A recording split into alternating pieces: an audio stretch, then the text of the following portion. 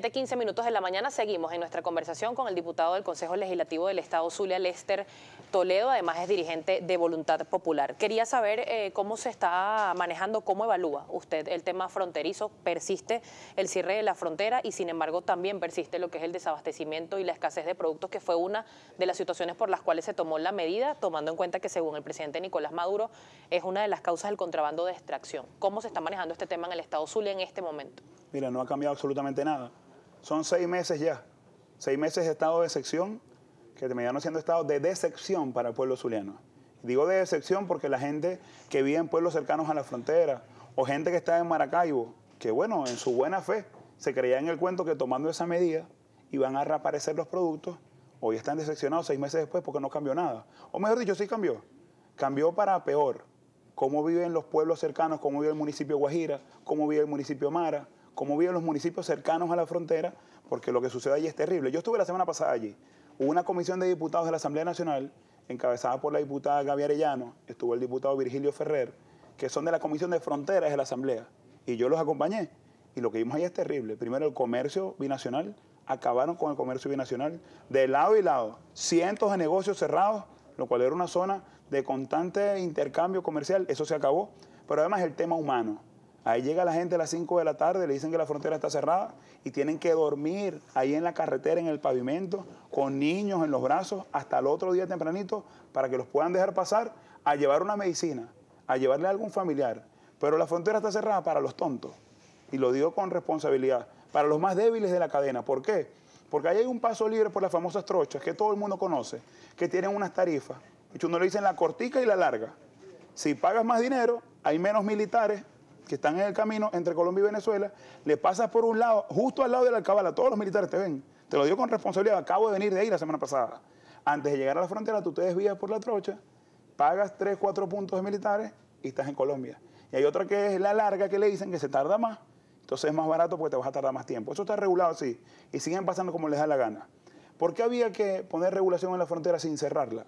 Porque lo que estaba ocurriendo, que eso sí justifica tener atención en la frontera, era el tema de la gasolina, y yo lo denuncié en su momento. Y los que me llamaron loco, que yo estaba inventando, después el propio gobierno metió presa a la señora Gladys Parada, que es la gerente de mercadeo interno de PDVSA, por denuncias que hicimos. ¿Qué ocurría en la frontera? En los 2 puntos fronterizos, no por las trochas, en los puntos oficiales. Hay un puente pasando el río Limón y otro paso en Carrasquero. En estos 2 puntos fronterizos pasaban más de 1.800 gandolas de PDVSA cargadas de gasolina, de PDVSA. Entonces sí había bachaqueo, como le dicen allá, o contrabando ilegal, contrabando de extracción, pero era oficial, eran gandolas del gobierno las que sacaban la gasolina. Más de 70 millones de litros al mes reconocidos por el gobierno. ¿Qué planteaba yo? Hay que regular el paso de esas gandolas, para que tengan una idea gráfica los zulianos. Eso era una caravana de gandolas full de gasolina, más grande que el puente sobre el lago de ida y vuelta. Nadie la veía. Allí había que regular. Una cosa es eso, y otra cosa es que tú digas, esa es la medicina sistémica, pues. Yo cierro la frontera y aparecen los alimentos. Mucha gente se creyó ese cuento. Y todo el mundo sabe qué es lo que pasa en Venezuela con los alimentos. Es la falta de producción, es el tema de producción nacional, no es un tema fronterizo. ¿Cómo regular esta práctica tomando en cuenta que la frontera está custodiada por la Fuerza Armada Nacional Bolivariana? Mira, primero, si van a poner funcionarios allí, tienen que ver cuál es la capacidad moral, cuál es la capacidad de supervisión, cuáles son los valores de esos funcionarios, porque ahí pasan los productos como les da la gana. Sin ir muy lejos, los que me están viendo en el Estado Zulia saben que esto es así. Si tú vas al municipio de Mara, de Maracaibo a Mara, hay una avenida, hay una sola forma de irte, que es una avenida principal. Y a los costados, ¿qué ves tú? Primero, todos los productos que no consigues en los supermercados. Ves la harina, ves los pañales, ves absolutamente todo. Pero además ves los pimpineros, niños de 8, 10, 12 años. Gaby Arellano puso un video que grabó en el recorrido conmigo la semana pasada. Lo pueden buscar en sus cuentas de Twitter, en sus redes sociales. A veces, y tenemos fotos de eso, las patrullas de la Guardia Nacional echan gasolina con estos pimpineros, niños de 10, 12 años, que les llenan y les pagan a 100 bolívares cada una de las pimpinas con que le echan gasolina. Eso está pasando ante las narices de la Guardia Nacional. ¿Qué decía el gobierno? No, que es la oposición. Yo denuncié el tema de la gasolina y decía, esos guardias que se quitan y se hacen los locos cuando viene el camión, ¿con quién trabajan? Trabajan con la MUD, trabajan con Lester Toledo, como ha dicho el señor Cabello. Dice que eso es una mafia en el Zulia que dirijo yo. Lo he dicho varias veces en su programa. Irresponsable, que luego no presentan una sola prueba. Pero ahí no ha cambiado absolutamente nada. Ya se demostró que esa no es la solución. El propio Bielma Mora en el Táchira ha dicho, mira, yo creo que hay que abrir algunos días, hay que abrir la frontera, y le cae a Pablo el gobierno encima porque son compañeros del partido. Pero él sabe, el señor Vilma Mora, el señor Arias, quien está gobernando Apure, saben que la solución no es cerrar la frontera, la solución es producir más. ¿Qué le pediría yo a esos guardias? Que hagan su trabajo. Y su trabajo no es reprimir ni estar matraqueando a la gente que va a pasar unas medicinas o una comida porque tiene un familiar allá, sino custodiar esas trochas. ¿Por qué no las cierran? En mi cuenta de Twitter, @LesterToledo, pueden ver hace 3, 4 días, está la foto de la trocha abierta por donde nosotros caminamos. Y la Guardia sabe que eso existe. Entonces han manejado la frontera con hipocresía. Esa no es la solución. Denle incentivo al campo, denle la materia prima para que puedan producir nuestros ganaderos en el sur del lago, en la zona de Perijá, devuélvanle todas las fincas y las miles de hectáreas que han expropiado, denle las divisas para la materia prima, surtan por fin agroisleña, que ellos le pusieron agropatria, pero los productores en el sur le dicen agronada, pues no hay absolutamente nada, ni fertilizantes para que no hayan plagas en lo que son los sitios productivos, ni siquiera alambre de púas para separar el ganado, no hay nada. Allí está el problema de producción, en el ataque a la propiedad privada, al sector productivo del país, no en la frontera. Diputado, hay muchos comentarios a través de nuestra cuenta en Twitter, @primerapágina, pero es mi compañero Gabriel López quien las va a compartir con usted, Gabriel. Efectivamente, Stenif, diputado Toledo, un gusto que esté con nosotros la mañana de hoy acá en Primera Página. Vamos a iniciar la revisión de los comentarios. Carlos Quintero dice, buen día, diputado. Hoy esperamos el o los mecanismos para salir de este desastre que será anunciado en la Asamblea Nacional. Sí, eso es correcto. Hay un debate público, seguramente ustedes y muchos canales lo van a televisar, que es el debate que se va a dar en el seno de la Asamblea Nacional. Ayer hubo una reunión hasta altas horas de la noche, precisamente evaluando los mecanismos, y en las próximas horas, como dicen ustedes los periodistas, me voy yo a tubear al presidente de la Asamblea Nacional y a los voceros de la MUC. Pero en las próximas horas va a haber un anuncio, eso es parte de por qué estamos en Caracas nosotros hoy, porque todo el liderazgo nacional va a hacer un anuncio sobre los mecanismos constitucionales. La gente tiene que tener fe, tienen que llenarse de fuerza, de fe, de ánimo en que vamos a salir de esto y que el 2016 va a ser el año del cambio. No lo duden ni un poquito. Yo recuerdo el año pasado, Gabriel, que mucha gente decía no va a haber elecciones, ellos manejan el CNE, manejan el Plan República, manejan los medios. Hubo elecciones y las ganamos, porque cuando un pueblo decide que quiere cambio, eso no lo para nadie. Perdone, diputado, la precisión, pero ¿quiere decir entonces que ya se definió el mecanismo que va a aplicar la oposición venezolana para cortar el periodo del presidente Nicolás Maduro? Y ya que lo tienen definido, si nos puede dar un adelanto exactamente de cuál podría ser este mecanismo. Mira, sí hay una ruta que pasa por nosotros montar un movimiento de calle pacífico, no violento, que organiza todos los sectores, que solicite la renuncia todos los días del presidente de la República. Y eso hay que decirlo sin miedo, porque a veces pretenden satanizar el tema de la renuncia. Mira, aquí a Dilma le piden la renuncia todos los días en Brasil. ¿Acaso no le piden la renuncia a Obama en Estados Unidos? Eso está en la Constitución. Entonces la renuncia es un paso. La ruta completa y en el tiempo, cómo se va a ir anunciando, le corresponde a la unidad hacerlo en las próximas horas. Te digo, no tengo yo la autorización para tubear a los voceros de la unidad, pero la respuesta es sí. Hay un mecanismo claro, hay un debate hoy en la Asamblea Nacional y en las próximas horas, puede que esta misma tarde, puede que mañana en la mañana, la unidad completa va a anunciar una ruta. Bien, seguimos. Leonardo Dávila le dice, señor Toledo, interpele al rector de la Universidad del Zulia y pregúntele a él qué hizo con los recursos que recibe para el aula magna. Mira, en eso yo he sido bien objetivo, la gente en el Zulia me conoce. Quien tenga una investigación, una duda, una denuncia que presentar, llévela, preséntela. Yo he querido en el Consejo Legislativo que nosotros convoquemos a otros funcionarios, a quien maneja Hidrolago, por ejemplo, que había una terrible crisis con el tema del agua y muchos servicios públicos, y no es posible. Quien tenga denuncias concretas del tema de la Universidad del Zulia, hágamelas llegar, con mucho cariño se lo digo. lestertoledo@gmail.com. Envíame un correo con tu denuncia y si está bien fundamentada, por supuesto la hacemos. Aquí la idea es defender los recursos de todos los zulianos y los de la universidad son vitales. Si hay algo concreto, no tengo ningún problema. Con el rector ni con nadie. Quien tenga un cable pelado, eso hay que investigarlo.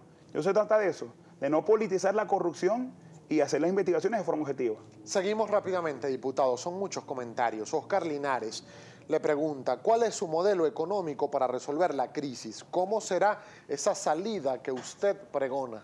Mira, la salida que se está pregonando en las próximas horas es una salida política. Pero desde el punto de vista económico, nosotros lo que planteamos es fortalecer la economía hecha en Venezuela. ¿Por qué nosotros no podemos fortalecer el campo venezolano? ¿Por qué nuestros empresarios son malos para el gobierno? ¿Por qué ser rico es malo? Que lo dicen con hipocresía porque tú sabes bien cómo viven ellos. Pero ¿cuál es nuestro tema con la economía? Fortalecer el campo venezolano, fortalecer la industria privada, fortalecer las instituciones, practicar lo que no se practica en Venezuela, que es el apoyo a las pymes, a las pequeñas y medianas empresas, que quien está ahí en el barrio más chiquito de cualquier ciudad de Venezuela pueda tener la oportunidad de formarse en una pequeña empresa, recibir el apoyo del Estado y crecer. Yo creo en eso.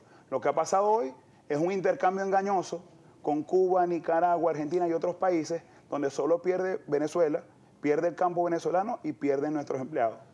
Magalis Castro le pregunta, diputado, la Asamblea llegó a atacar al presidente de la República y a los magistrados, es decir, desestima a dos poderes públicos. No, eso no es cierto. La Asamblea llegó a legislar y los magistrados, de hecho, que hoy tienen un conflicto de poderes, pues los magistrados han querido violentar la voluntad popular y el Consejo Nacional Electoral, que es otro poder, ha dicho el día de ayer, las elecciones en Amazonas fueron justas, libres y transparentes. Tiene que incorporar a esos diputados. Bueno, vamos a ver quién está planteando el choque de poderes. Si aquí se cumple el Estado de Derecho, en las próximas horas, el Tribunal Supremo de Justicia tiene que restituir los magistrados del Estado de Amazonas, porque se lo acaba de ordenar el Consejo Nacional Electoral. Vamos a ver qué hacen. No nos llegamos a atacar a nadie, Gabriel, eso no es así. Nosotros llegamos con nuestros diputados a la Asamblea Nacional y ahora van a hacer propuestas. La ley de amnistía y reconciliación para liberar a nuestros presos políticos, la ley que tiene que ver con la propiedad privada de las casas, de la Misión Vivienda de Venezuela, con la propiedad, con el título para que cada quien pueda disponer y se sienta dueño realmente de esas casas. Son leyes en beneficio del pueblo.